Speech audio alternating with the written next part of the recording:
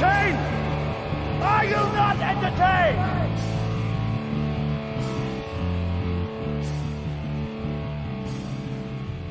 Welcome back to the Whiskey Jedi podcast. My name is Jake Berlin. Thank you so much for joining me this evening. Hope everyone is doing absolutely fantastic out there. It is a Tuesday, January 21st at 6:04 p.m. Thank you guys so much for hanging on the last few minutes. Had to finish some dad duties before I jumped on tonight. The garage was a little bit of a disaster too. Bo had some fun with my toys, and I had to put some things back together and set the camera back up. But we're back. We're here. Everything is good. I'm excited to be on tonight. We're going 3 consecutive weeks strong. I'm loving the way that this is working out right now with the Tuesday nights, especially like after all the TV comes out and I have the weekend to watch things. And it seems and feels like a really good time to have this show. And I'm very excited to continue on with this day. So a lot of cool things to talk about tonight. A lot happened over the last week. A lot happened over the weekend. Not just when it comes to, movies and television and news and seasons ending and stuff like that, but we have all the TikTok stuff that had happened over the weekend as well. Thank God it's back up for the moment. Seems like it's going to go strong for a little while, if not forever. And not so much on the who's creating it side, but just being able to create on that platform and it be successful and have an outlet to talk about things on top of this show. Has been very, very nice for me. So I've talked about it plenty of times. Just a little house cleaning up top here. If you guys noticed, if you're paying attention to any of my social media outside of TikTok, I've been trying my best, and I feel like I've been doing a pretty decent job of uploading all of my videos to YouTube and Instagram. YouTube Shorts is a whole different animal, man. It's going to take me a little bit to really try to understand how YouTube Shorts works. It's so different from something like TikTok, and same with Instagram. Really, they're just all so extremely different from each other. But all my videos are there, and thank goodness that YouTube and Instagram, what I would imagine is an answer to what felt like the destruction of TikTok and TikTok being no more here in the US, is that YouTube and Instagram upped the time limit to both of their videos for shorts and reels. Now they are both allowed to be 3 minutes. And I don't know if I talked about this last week or not, but most of the content I do on something like TikTok is 3 minutes or less. There's a video here and there that may go over because there's a lot to talk about, like my Silo review last week. But that's very good. Nothing is going to get cut off. If not, just a few here and there might, but it's a little bit more freedom to do things on this and Instagram, which is very nice. So, but yeah, look, we had a lot happen outside of just that stuff. A lot of news, a couple of shows ended. We got some big movie news. I wasn't able to fit everything into the show tonight. I kind of pick and chose what I really wanted to talk about. It was a vastly different show up until about 2 hours ago. And then we got some pretty major Star Wars news, which we'll get into here at the end, closer to the end of the show. But as always, as I'm talking about these topics, please leave your thoughts, questions, any comments you may have for the handful that are here live. Love discussing these things with you guys. It's the whole point of it. So, but yeah, I hope everyone's doing great. Hope you guys had a great weekend. Hope the week has started good so far. Tonight, I have paired the discussion with one that I haven't had on the show in a while. I actually haven't opened the bottle in quite a while. It feels like forever ago. But I have Nelson's Greenbrier Handmade Sour Mash. Now, for those of you who have been following me for a little while, I was sent a beautiful PR package from this distillery probably close to 2 years ago now. They sent me their private reserve, their bourbon reserve of their classic bourbon. And then they sent me this sour mash as well. So huge shout out to Greenbrier for doing that. Their whiskey is great. It is literally top tier. I promise you, it's so good. It's out of Nashville. And so I'm doing the sour mash tonight. Kind of a change of taste for this evening's conversation. So yeah, let's. I already have the glass poured, so let's take a sip and let's go ahead and get in on tonight's conversation. All right, so first up, oh, it's so good. First up, I'm going to start with Skeleton Crew just because we do have 2 Star Wars topics to talk about tonight. We're going to start with Skeleton Crew because this is one of the shows over the last week that did call its finale. It happened last Tuesday, so it was a week ago. But we were live on air as the show had dropped. So I appreciate anybody who watched the show last week and then went to watch the finale because I did the same. What a finale! Like, honestly, very, very good finishing episode for season 1, which what I hope is season 1 anyway.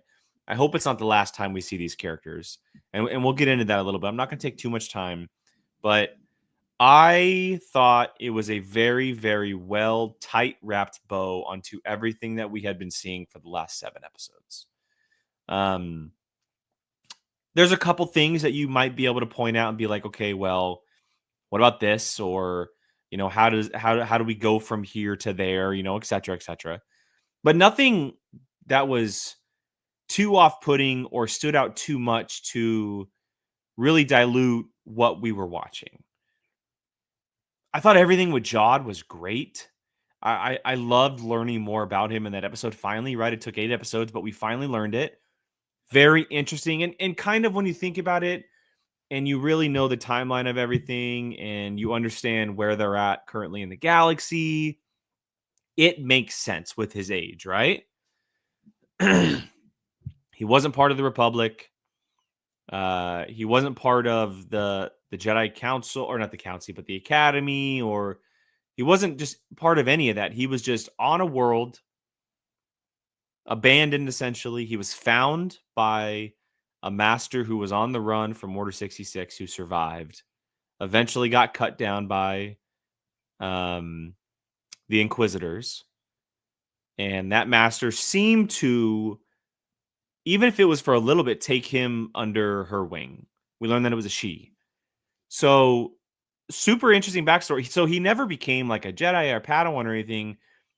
He didn't really spend too much time with learning the Force, but he has it. He learned enough to know how to control it, at least to the extent that we've seen.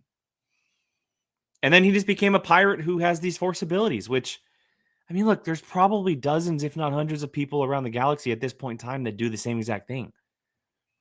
Like, just because Order 66 happened, and just because the Inquisitors hunted down anybody with Force abilities, doesn't mean those people stopped existing.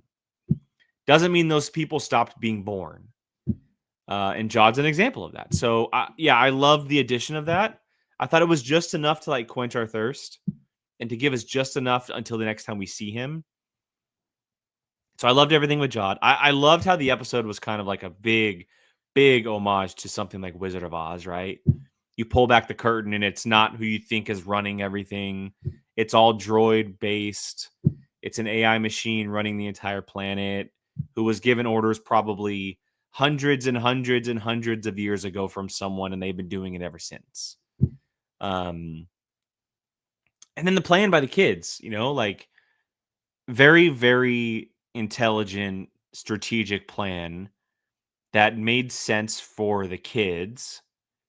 And then the way they executed it was awesome. I mean, that speeder chase was so cool, right? Going through the streets of Ad-Atten and then going through the forest of Ad-Atten. I loved Wim's dad. I love all the moments with him. Such a cool, like, kind of breakout moment for the character after him kind of being a little too stronghold for the entire season. But he finally got it. All the parents finally got it, right? They finally understood. Neil being the hero that he is. I mean, it's just a really solid finale. And then when the Resistance, New Republic, I guess at this time, right? New Republic. When the New Republic popped up at this time, I love seeing the B-Wings. Oh, I love seeing those things in live action because they're just so unique from any other ship we have. B-Wings, the X-Wings, just the whole thing. It was very, very enjoyable. Now the question is like, what happens, right? What happens? Do they become part of the New Republic? Do they stand on their own, but they're, working with them? They're by far the richest planet in the entire galaxy. Do they start funding the New Republic because of all those credits? It's very interesting, which is why I said earlier that it seems like a season 2 would be it would make sense, right? Because of all those questions. So yeah, I really, really thoroughly enjoyed myself. I loved everything with the kids. I loved the kind of just the homages to all the classic nostalgic things we have from the last 20, 30 years. Actually, even longer, 40, 50 years. I always forget that the 80s are over 40 years ago. So yeah, I thought it was a very, very good finishing touch to the entire season. Booze. By the way, hello to John, Big G, Booze. Thank you guys for being here. Anybody else who may be watching who hasn't commented yet, thank you. Booze just got more interesting as the season went along. I agree. Reminded me of some Legends Jedi. Like Kip Durin if he never met Luke. Interesting. Okay. Maybe some inspiration there. We've seen it happen before with other characters in Star Wars. They take inspiration from characters that have been introduced that don't really have a place in live action or the current story that they're telling, right? And they take pieces from those characters and kind of blend them together. Sorry, I caught a yawn going on. John, the kids were great and did well in their roles. I agree. I thought the acting from the kids was surprisingly good because there are times where we get movies and television shows like this, and sometimes the acting just isn't as good because they're kids and they're still learning. But all the kids were good. Like they were all really, really good. So I definitely agree. Big G. The question I have is who was behind Atten? Because I don't think it was Palpatine. That's definitely a big question as to what was happening. Who created these planets, right? Because we have to remember all of the sister planets. These mint planets, as they kept calling them, right? We have to keep in mind that there were, I forget how many there were, and please tell me in the comments because I'm not remembering off the top of my head, but there were a number of other planets, and they all started with right? At blank, at blank, at blank. So who is responsible for all these? Is it like, are these planets actually the Old Republic? Because they kept saying the term the Old Republic. Are they actually from the Old Republic? Or is there something more sinister, diabolical, interesting going on of whoever is responsible for the creation of these planets or the creation of the barrier to hide them?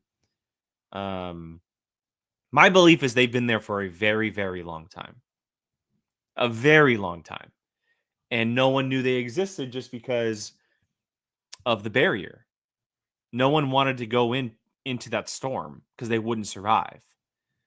And whoever did go into the storm didn't survive unless you had a ship that was capable of going through.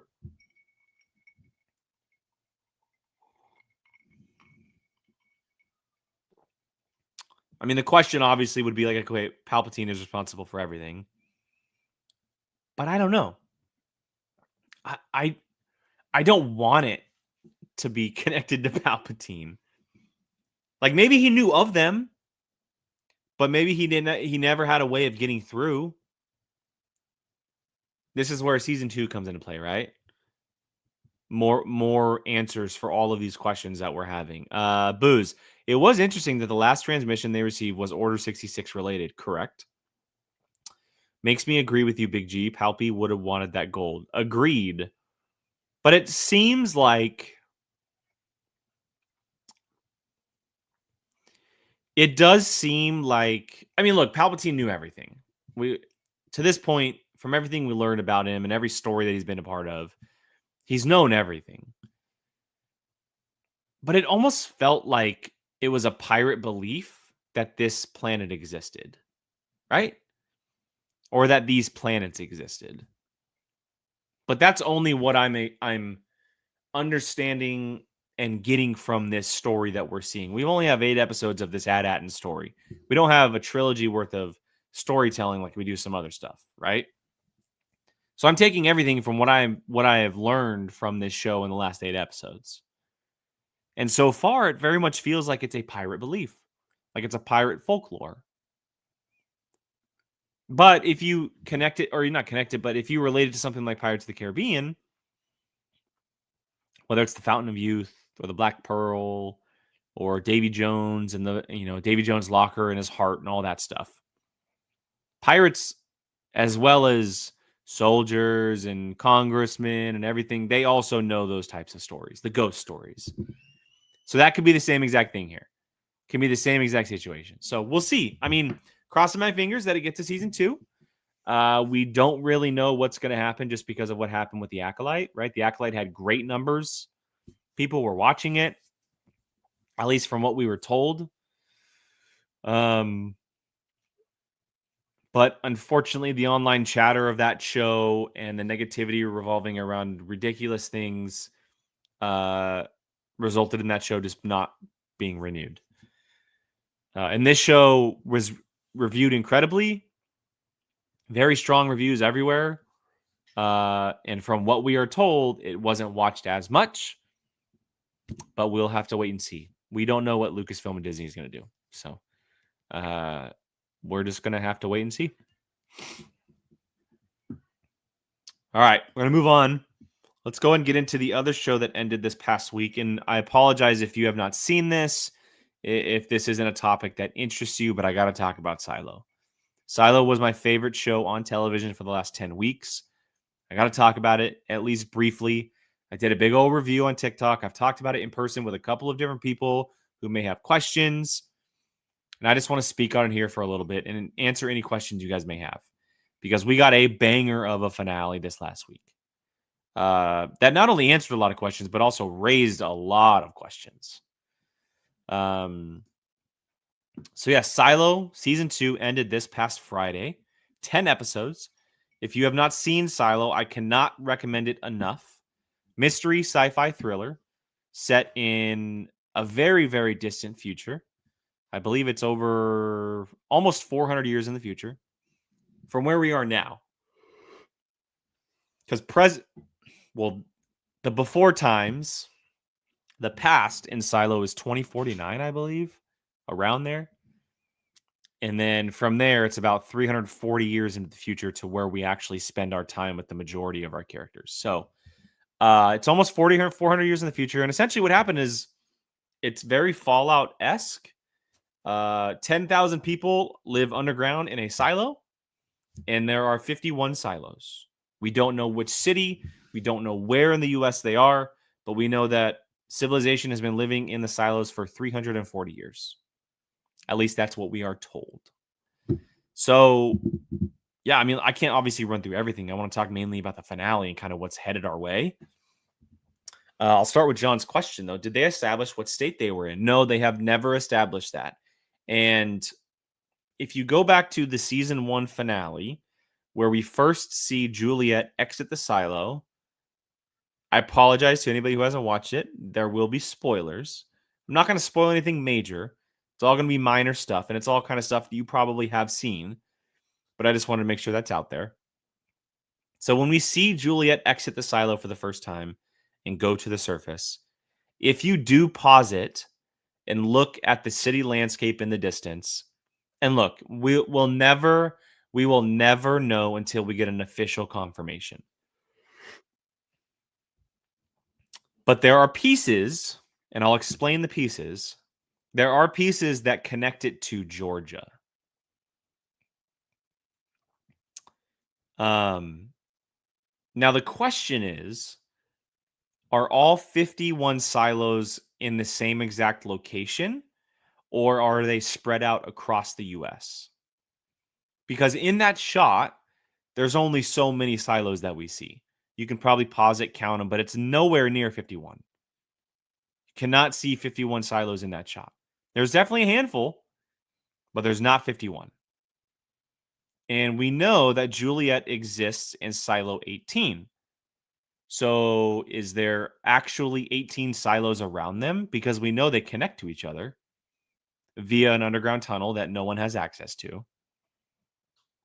Or do they go off in groups of 5? Do they go off in groups of 10? We don't know.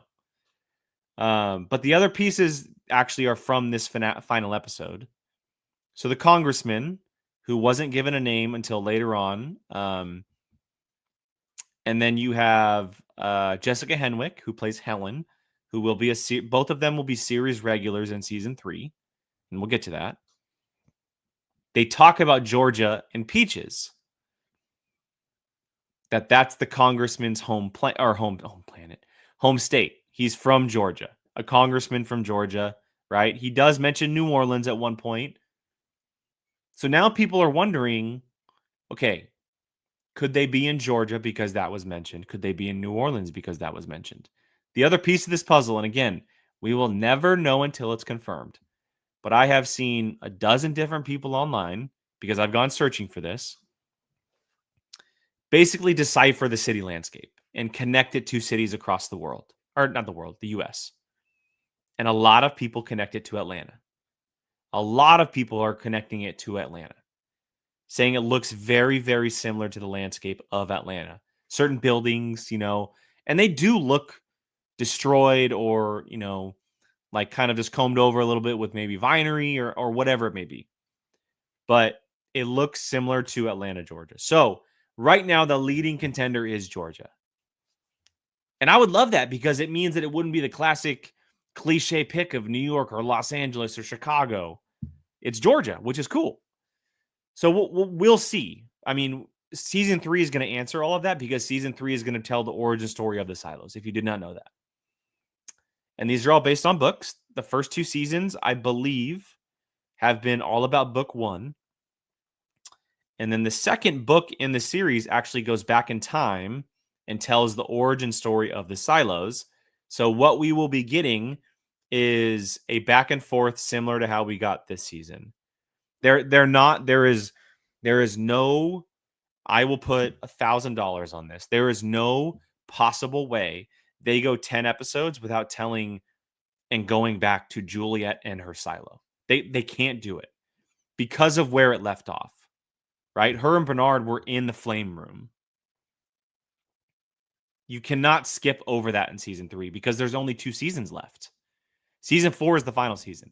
So season 3, I would put $1,000 on it right now, saying that season 3 will be a flashback back and forth type of storyline like we saw this season with Silo 18 and 17, where we went back and forth.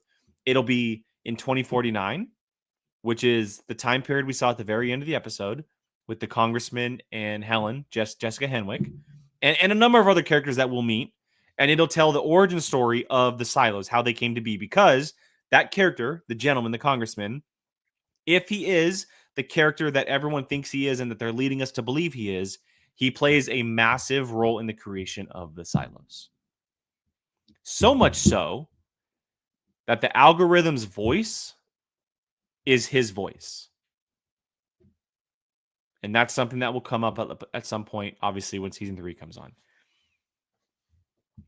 So Booze, she has the fire suit on, right? Correct. So a lot of people who I've talked to haven't recognized this or remembered this, but when Bernard and Juliet came face to face at the end of this episode, Bernard was holding a gun to her. He's talking about how all of his life work means nothing because they can poison us and kill us at any point in time, right? They can flood some poison into a pipe from level 14 and it kills everyone. Then Juliet says, hey, but I may have figured something out. Bernard gets confused. The door is closing. They jump into the room where it's going to desanitize anything from outside.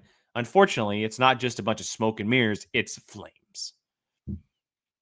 Bernard says, get down. Here's the problem. Bernard does not have a firefighter suit on. Juliet does. She has a fire-resistant suit that will protect her from those flames. Bernard doesn't. So more than likely, when we reach back with these characters, we will either see Bernard perished, died from the flames, or in the hospital and not recovering from injury. We could get an episode or 2 with him, but there's no way he can live with the injuries he has. Like, there's no possible way. So I don't think we'll see Bernard past an episode or 2 going forward. I think his story is kind of done, if I'm being honest. Like, when you think of what season 2 has been doing, or did, I should say, and where it took us, it has now gone way, way above Bernard being the villain of everything. He is, to me, he's out of the picture. Because now Lucas talked to the algorithm, told Bernard what's happening. You have Sims and Sims' wife, who could become the next head of IT from what I'm getting. But Sims' wife as well, now understanding everything and knowing everything. But you have Juliet of everything that she has learned from her time away. Bernard isn't the problem anymore. It's the people in charge and the people running the silo, because Juliet knows that they're being controlled or that someone is responsible for everything. And to me, that says, okay, well, Bernard's either going to join their side in their fight, or he needs to get out of the picture. And I don't think there's any way that he joins the fight. I think he's too hard-headed. He's gone through too much. Again, his life work. He was about to walk outside to kill himself, essentially. So yeah, I don't think we'll be seeing Bernard going forward, because I don't think we need him anymore. I think his story is over. When he gave that key up and told Sims the code after everything Lucas had told him, and he agreed to go outside, to me, that was him jumping on his deathbed. So I think we go forward without Bernard. And and that's fine, because I don't know how much story there was left to tell with him anyway. Right? Like, sure, he can be a foil in Juliet's side, but he now knows that there's literally nothing he can do about it. So why would he fight anyway? He gave up in that moment. So Booze, yes, she does jump on him, I think, more than likely, but I don't think there's any way he survives. If he survives, he's still going outside. I think he goes outside because of everything he's done. I think Juliet comes back and essentially is not quote unquote in charge of the silo, but I think people are going to follow her, and that'll be the end of Bernard if he survives what happened with the Flames. So we'll see. I think Juliet obviously stopped the rebellion, right? She stopped people from going outside by coming back over that hill, telling them it's not safe to go outside. The biggest question outside of the ending with the flashback to 2049 is it safe to go outside? Like Juliet was she thinks it's not safe to go outside. Is it safe to go outside? We still don't know, because we don't know if the people from Silo 17 actually survived and were killed by something else, or were they killed by the radiation in the air? That'll all be answered. We just have to wait a little while. Season 3 is actually, they're filming season 3 and 4 back to back, I think. So 3 is coming or I would imagine season 3 is probably coming fall of 26. So in a year and a half. And then we will get season 4 in probably fall of 27. So back to back years is my guess. Which is crazy to think about, 2027. Like, that's nuts. But I can't wait. I love this show. I really do. I think Silo is fantastic. I just love the idea. I just love this whole post-apocalyptic mystery thriller, sci-fi, like a spider web of lies and questions. And I do agree with the majority of people that they took their time on a lot of things this season that probably could have been condensed for more storytelling. Specifically on the Juliet side, but I'm not going to fight it. Like, they had to finish out the book 1, and they didn't probably want to jump into book 2 too much because of how they're setting up season 3. So, yeah, look, we have a lot of story left, but we have 20 episodes of television left. We have 20 hours of Silo left to tell all this story, which is awesome, and I can't wait to see it. And I don't think it's been confirmed, but I did see an article that it has been rumored that Solo is returning for season 3. I just don't know how. So hopefully we do see Steve Zahn back, because his character ended up being really, really good at the end.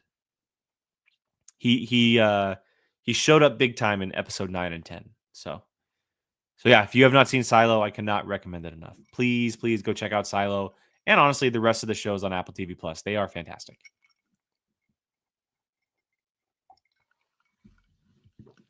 All right.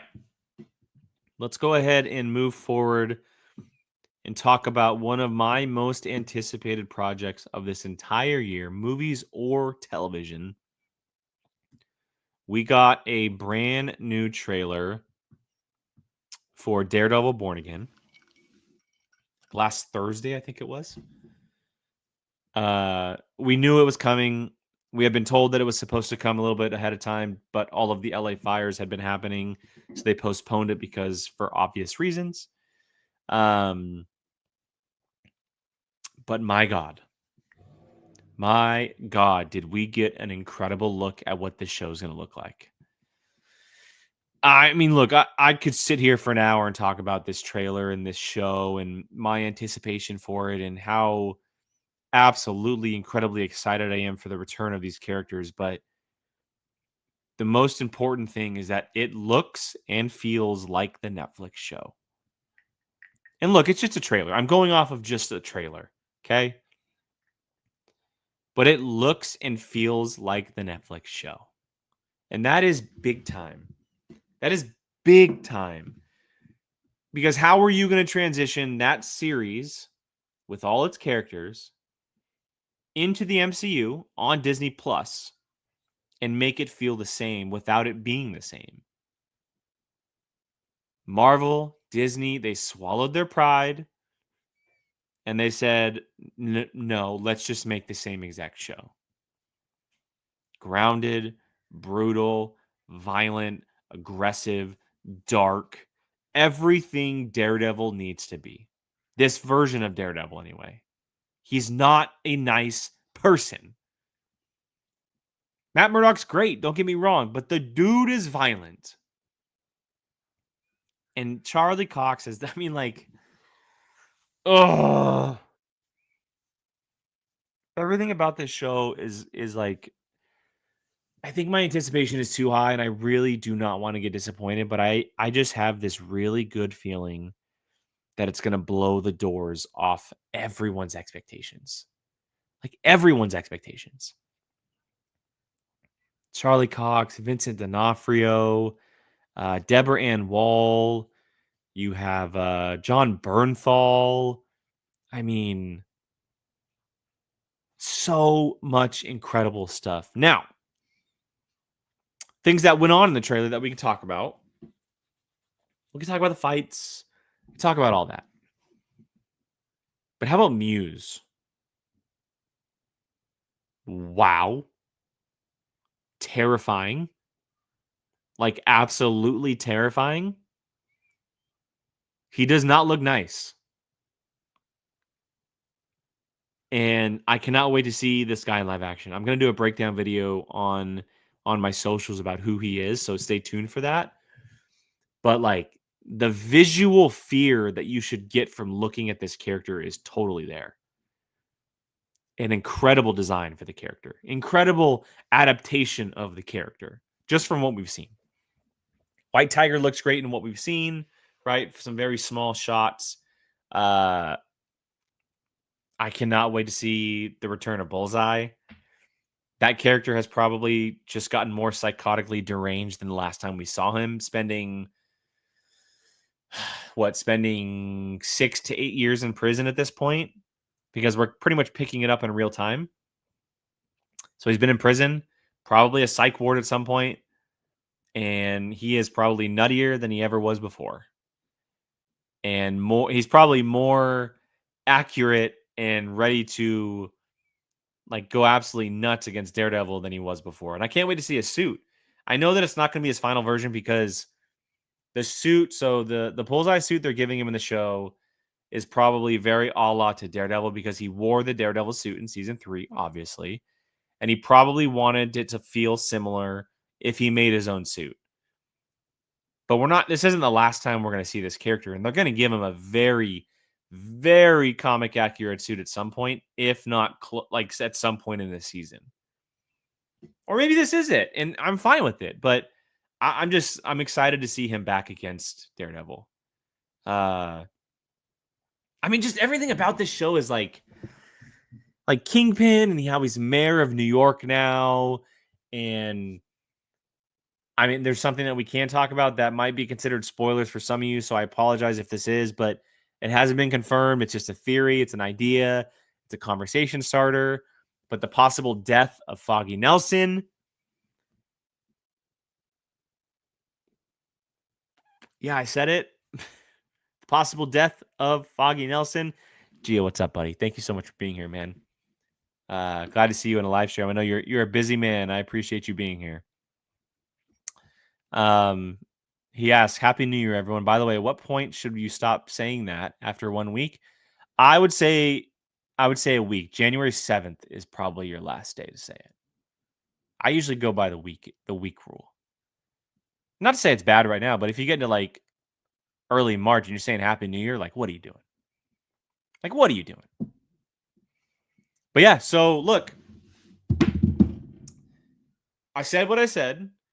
And the reason why I'm saying this is because in the trailer, they reveal whether or not it was after season 3 or whether or not it was shortly after season 3, Matt Murdock stopped being Daredevil for a large part of time, enough to make Wilson Fisk question him. We have that scene in the diner, which I cannot wait to see that scene in the diner. But he stopped being Daredevil. Now, why? Why did he stop being Daredevil? Was it the blip, right? Did losing his friends and family in the blip make him question everything he's done in the past? Or did something worse happen? So, not only that, but outside of that one shot, outside of the one shot of Nelson, Murdock, and Paige walking down the street together, which is it's an official image. It was in the trailer. It's promotional art all over the place. Outside of that, we have not seen Foggy. He's nowhere to be found. We've seen a lot of Karen Page. Is it Karen Page? Is that her name? No. Is that her name? Oh, it is Karen Page. I don't know why that sounded so weird in my head. Karen Page. Yeah. We saw a lot of Karen Page, but we did not see a lot of Foggy Nelson. Now, I don't want this to happen because I love Murdock, Nelson, and Page. I love what Foggy means to the character of Murdock, and specifically in this series and the history of these characters with the Netflix show, how important Foggy was to the overall of everything. I don't want that to happen, but I wouldn't be surprised. I wouldn't be surprised if we find out that he did die, or if we do see him die. And my God, would that be no bueno. That would be no bueno.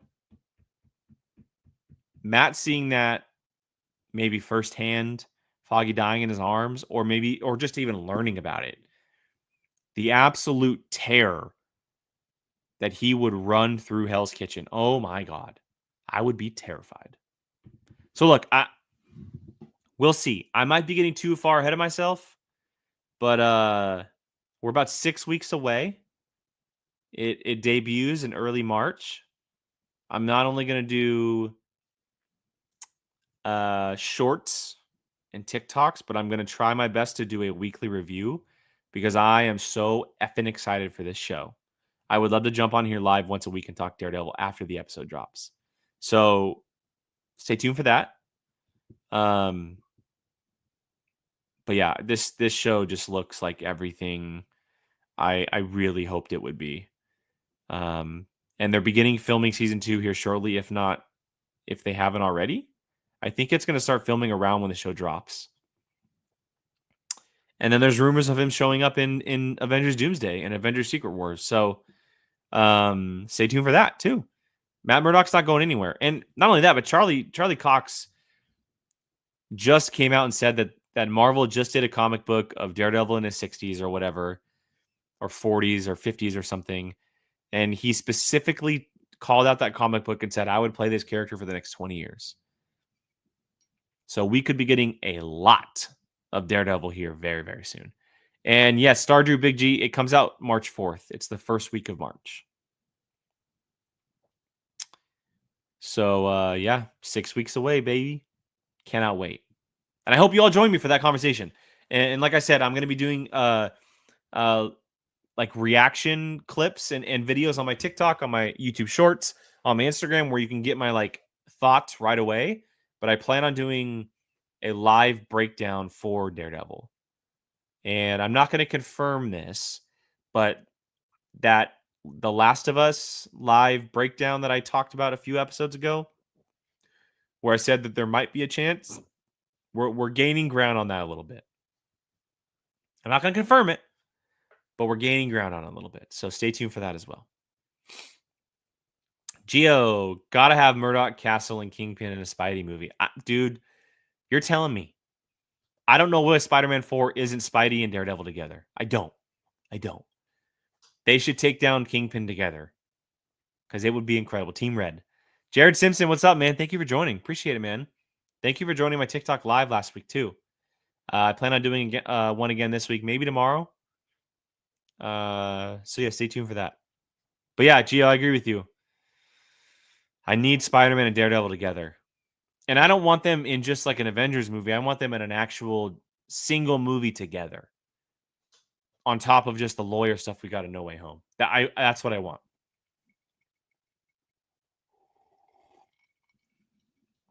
All right. I've talked about enough about Daredevil. I could go on for hours about Daredevil. I only have about 15 minutes left in the show, which has not left me a ton of time for my final topics, but I don't think I need that much time. So let's go and get into the main topic of the evening. We got some massive news about 2.5 hours ago. The Hollywood Reporter officially announced that Ryan Gosling is in talks to lead Sean Levy's upcoming Star Wars film. Huge. Now, I did a video for this, and my first honest reaction was I'm truly shocked that Lucasfilm and Disney have gotten Ryan Gosling to do a Star Wars movie.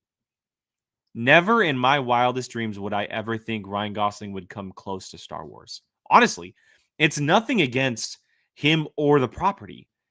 I never saw him fitting into Star Wars or wanting to do something like Star Wars. And I said this in my video, or something like Lord of the Rings or Harry Potter or any of these massive franchises we have in the planet.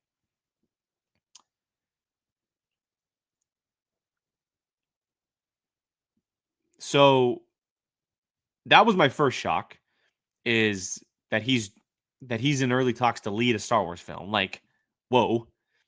But the second shock is that I got the impression that Sean Levy's Star Wars film is the next live-action Star Wars movie. Excuse me.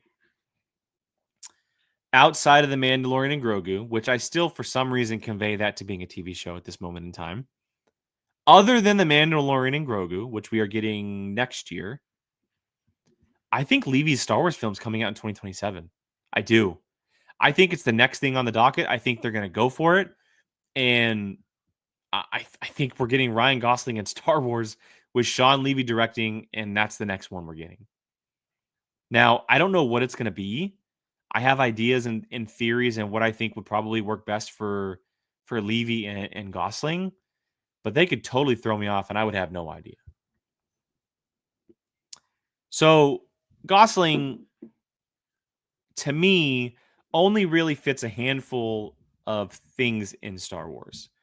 I do not think this movie is going to be Force related whatsoever. In the article from the Hollywood Reporter, there was no information on what the movie is going to be about. They also said that they don't think it's Force related, anything to do with the Jedi or the Sith or anything like that. They did say that they're expecting it to be a standalone film, so it's not connected to the Skywalkers or anything we have seen previously. And that's good. That's what we want. That's what we want these creators to come into this franchise and do, especially someone like Sean Levy. Sean Levy's coming off Deadpool and Wolverine. He is in very good graces with Disney at this moment in time. So yes, I would not be surprised if this is the next thing on their docket. But as far as Gosling goes, it's kind of a cliche way to put it, but he is a very Han Solo type. And when I say that, I mean smuggler, pilot, pirate, someone who is very suave and kind of roams free in the galaxy. I don't know if I see him as like a New Republic pilot or um, a soldier, anything like that. I see him as, I mean, maybe a bounty hunter. You could easily make him a very cool bounty hunter, but I definitely see him as like the smuggler type. Oscar Isaac before he joined the Resistance, right? Because we learned about his backstory a little bit. And we've seen Gosling play those types of roles in the past. He fits that role very, very, very well. And Sean Levy fits that type of story very, very, very well. The reason why I say that is because the last 3 movies he has done, I'm trying to think of the third because he's done 3 of them. Oh, I know the 2. It's gonna bother the heck out of me. So Sean Levy obviously just did Deadpool and Wolverine. And I mean, massive hit, right? But he also did the Adam Project with Ryan Reynolds, Mark Ruffalo, Zoe Saldana. That's where we first got our look at Walker Scobell. The Adam Project is so good. If you have not seen the Adam Project, it's on Netflix. It's incredible. Sean Levy film times Ryan Reynolds. The movie before that was another Ryan Reynolds film called Free Guy. He fits that type of mold very, very well. Those types of stories where it's very fun and adventurous and there's a lot of different things that are happening. It's very creative and unique. Like the Adam Project was very creative and unique. Free Guy was extremely creative and unique. I think Sean Levy's a great, great director. I really like his stuff. I mean, he did Real Steel back in 2011 with Hugh Jackman. He did the Night at the Museum films. He did Date Night, and This Is Where I Leave You, The Internship. I mean, on top of doing things like Stranger Things, he's a really good creator. And I think he's a really good fit for Star Wars, especially when it's a story that he wants to do and that he came up with.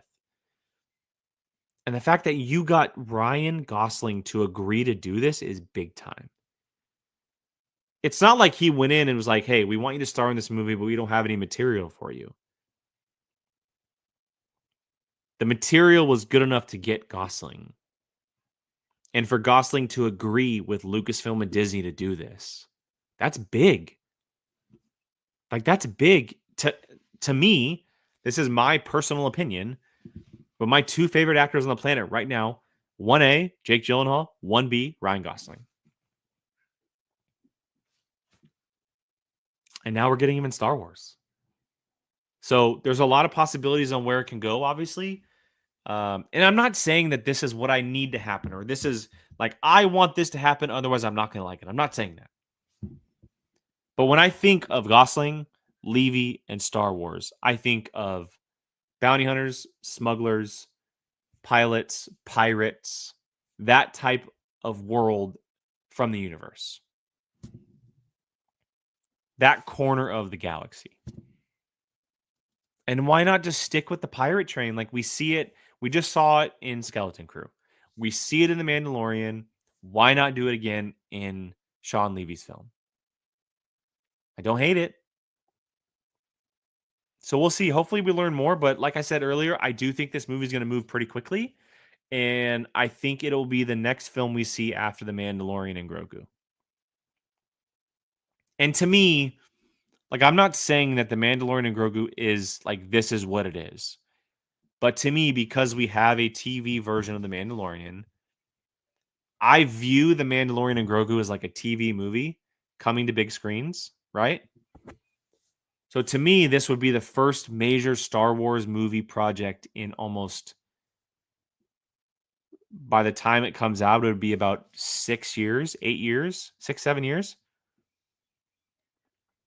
Over the last 5 years, we've had an extremely hard time with getting movies off the ground for some reason.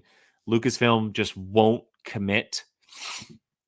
They announce a film, they commit to something, and then they can it or put it off to the side. Creators leave, creators move. I mean, it's been a mess. A mess. And I'm hoping that we are on the other side of that. Mandalorian and Grogu, Sean Levy's film, Taika Waititi's film, and any other creator who wants to get involved. The Rey movie. I really hope that we're on the other side of that. So we'll see. We will see. Big G. Oh, Gio, actually. Just give him better material than what Benicio del Toro had in Last Jedi. Yeah, I mean, but look. Benicio did great with what he was given. Did we like it? Nah. But he was great with what he was given. But that, I mean, I think I talked about that movie last week, but that movie oddly fits within that trilogy. So, Big G, I think I can get a better idea on who he's playing until I think I can get a better idea on who he's playing until I know what his movie is about. Yeah, I agree. But more than likely, whenever we do learn about the movie, his character will essentially be revealed. If he's the main character, he's going to be in the synopsis of the movie, essentially. Unless it's very basic of like, oh, we're focusing on the pirate underground or something. But I agree. Yeah, of course. We're going to have to wait and see. We probably won't hear for a little bit, but don't be surprised if casting announcements start kind of going off for this because, like I said earlier, again, I think this movie is going to move relatively quickly. I would not be surprised if this movie comes out fall of 2026. No, fall of 2027. I apologize. So about 2.5 years, which I mean is a decent timeline. That means they film next year, and then they take a full year to edit, and we get it in the fall of 26, more than likely like the Christmas time. So almost 3 years, which I'm fine with. I don't need it tomorrow. Just give me good stuff. Just give me really, really good stuff. All right, let's go ahead and move on to our final part of the show. I'm getting back to my weekly recommendations after 2 weeks off. Well, really, I hope that showed up on camera. My coaster stuck to my glass. After 3 months off, essentially, because I've done Rex in the last 2 weeks, plus the 2 months I was off. But I did this rec on my my other socials, and I wanted to talk about it here just quickly because it's a very good, quick, fast, heart-pounding watch. But there is a new police thriller on Prime Video called On Call. There's 8 episodes. They're all about 30 minutes each. So only about 4 hours of television. It's extremely fast. It's quick. You get anxiety watching it from these cops going through what they're going through. It is extremely realistic. Like very, very, very realistic. And I say that because the show, it uses body cam a lot when the cops are like running up to situations or they're inside of an apartment. It's showing body camera footage. So in a way, it feels like it's shot documentary style. And this is why I compared it to something like End of Watch. Now, End of Watch is better. Don't get me wrong. The David Ayer film with Jake Gyllenhaal and Michael Pena. End of Watch is better. But it is shot like End of Watch. So you feel like you are in everything that is happening. You are extremely immersed in the situation because of how it is shot. So yeah, I definitely recommend it. Prime Video, On Call, 8 episodes. It's about a TO, so a training officer, who's your everyday cop, and her trainee going through their shifts. And she's, obviously studying him and monitoring him and teaching him. And they're not only going through their daily calls of, traffic stops or a car accident or getting to an apartment building because of some type of domestic violence call, but there is like kind of an arching story over the show. There's like a main plot line that is happening on top of all of that stuff, which again feels very realistic. So I definitely recommend it. Your pulse kind of gets up there a little bit. I've mentioned it a couple times, but it's a very realistic show, and one of the more realistic shows I've seen when it comes to the police genre in quite a while. John Pierce, I finished that show in the last 2 days. Yeah, I mean it's extremely bingeable. Gabby and I watched it up until midnight. We watched like 5 episodes or something in a row. Started it at like 9 o'clock, and we just stayed up watching it. It's extremely bingeable. Big G, they use the body cam a lot in the Nathan Fillion show, The Rookie. Yeah, I would imagine a lot of cop shows. I didn't mention this. It focuses in on the Long Beach Police Department, so Southern California. It's about the Long Beach PD. So if you live in the California area or even the SoCal area, you're probably going to see a lot of familiar stuff. And if you know Long Beach, you know that it's ripe for a lot of crazy stuff when it comes to police work. So it's kind of the perfect spot to tell the story of this show. So yes, On Call, Prime Video, 8 episodes. If you watch it, please let me know what you think. You can either comment on this video, comment on any of my other socials, or just direct message me. Let me know what you guys think.